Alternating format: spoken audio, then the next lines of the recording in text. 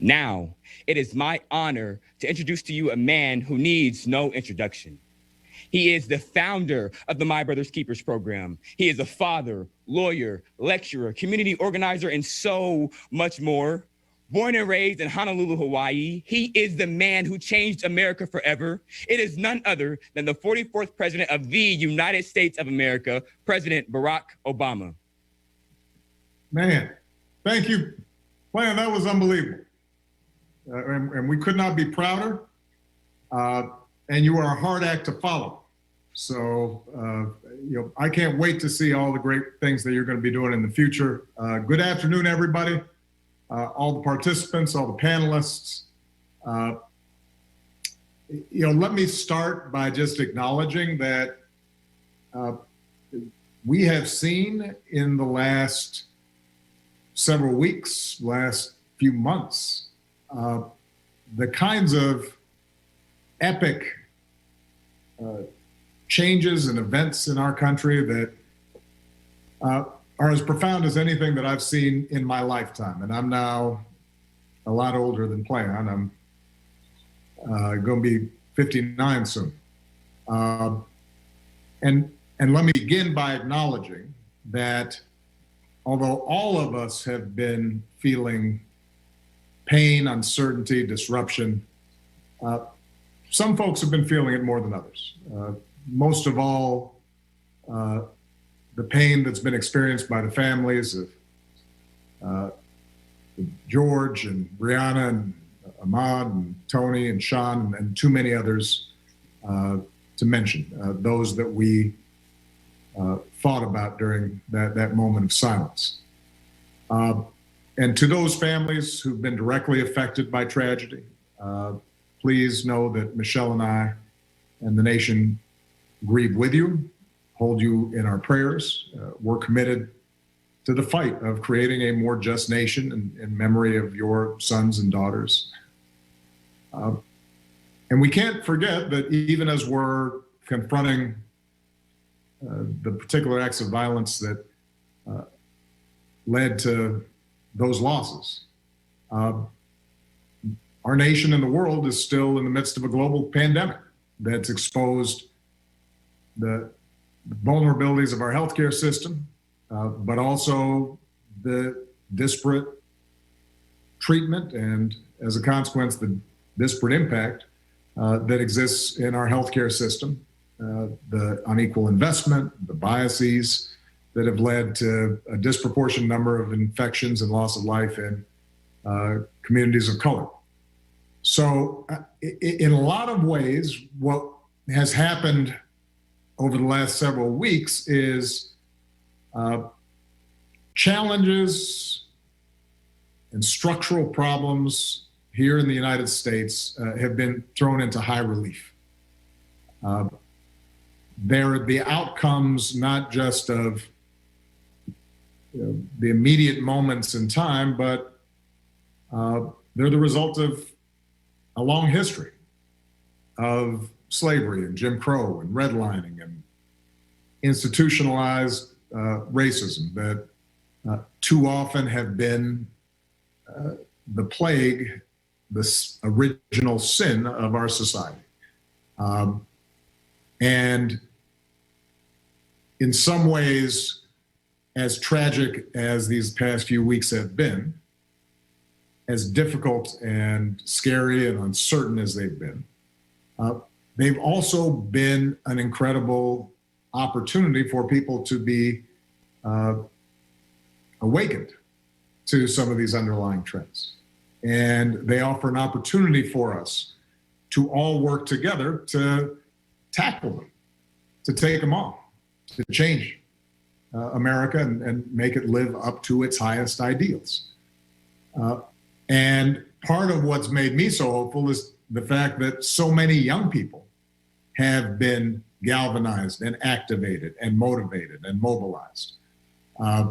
Because historically, so much of the progress that we've made in our society has been because of young people. Dr. King was a young man when he got involved. Cesar Chavez was a young man. Malcolm X was a young man. The leaders of the feminist movement were young people. Leaders of union movements were young people. The leaders of the environmental movement in this country and the movement to make sure that the LGBT community finally had a voice and was represented were young people. And so when sometimes I feel despair, I just see what's happening with young people all across the country and the talent and the voice and the sophistication that they're displaying. And it makes me feel optimistic. It makes me feel as if, you know, this country's going to get better. Now, I want to speak directly to the young men and women of color in this country who, as Cleon just so eloquently described, have witnessed too much violence and too much death. And too often, some of that violence has come from folks who were supposed to be serving and protecting you. I want you to know that you matter. I want you to know that your lives matter, that your dreams matter. And when I go home and I look at the faces of my daughters, Sasha and Malia, and I look at my nephews and nieces, I see limitless potential that deserves to flourish and thrive. And you should be able to learn and make mistakes and live a life of joy without having to worry about what's going to happen when you walk to the store or go for a jog or are driving down the street or looking at some birds in a park. And so I hope that you also feel hopeful, even as you may feel angry, because you have the power to make things better, and you have helped to make the entire country feel as if this is something that's got to change. You've communicated a sense of urgency that is as powerful and as transformative as anything that I've seen in recent years. I want to acknowledge the folks in law enforcement that share the goals of reimagining policing, because there are folks out there who took the oath to serve your communities and your countries, have a tough job, and I know you're just as outraged about the tragedies in recent weeks as are many of the protesters. And so we're grateful for the vast majority of you who protect and serve. I've been heartened to see those in law enforcement who've recognized, let me march along with these protesters. Let me stand side by side and recognize that I want to be part of the solution. And who've shown restraint and volunteered and engaged and listened, because you're a vital part of the conversation. And change is going to require everybody's participation. Now, when I was in office, as was mentioned, I created a task force on 21st century policing in the wake of the tragic killing of Michael Brown.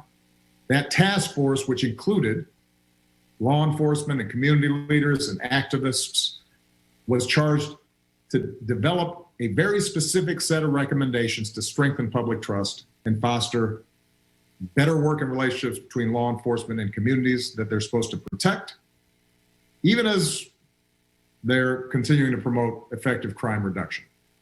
And that report showcased a range of solutions and strategies that were proven and that were based on data and research to improve community policing and collect better data and reporting and identify and do something about implicit bias in how police were trained and reforms to use the force that police deploy in what happened and how we can bring about that change. It is mayors and county executives that appoint most police chiefs and negotiate collective bargaining agreements with police unions. And that determines police practices in local communities. It's district attorneys and state's attorneys that decide typically whether or not to investigate and ultimately charge those involved in police misconduct. And those are all elected positions. And in some places, they're police community review boards with the power to monitor police conduct. Those oftentimes may be elected as well. The bottom line is, I've been hearing a little bit of chatter in the internet about voting versus protest.